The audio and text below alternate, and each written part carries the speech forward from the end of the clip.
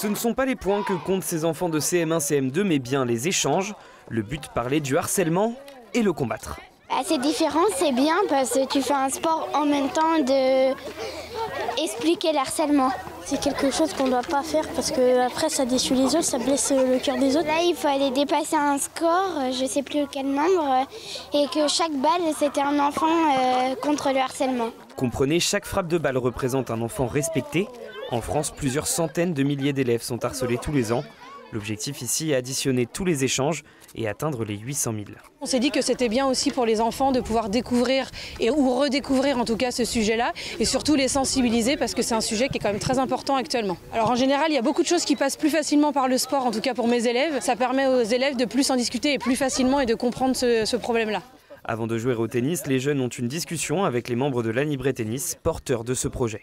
Il y a beaucoup de jeunes qui nous parlent de leur expérience personnelle. L'idée du projet, c'est d'essayer de permettre à un enfant qui pourrait être en situation de harcèlement scolaire ou qui se retrouve isolé, de reprendre confiance en lui grâce à la pratique d'une activité physique et sportive.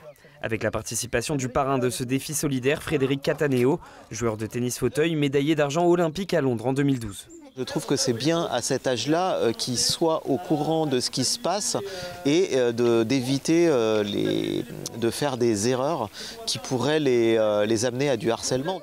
Le projet va perdurer jusqu'à la fin de l'année scolaire, avec des invités parfois. Ce vendredi, ce sera l'ancienne joueuse de tennis et ancienne ministre des Sports, Amélie Oudéa-Castéra.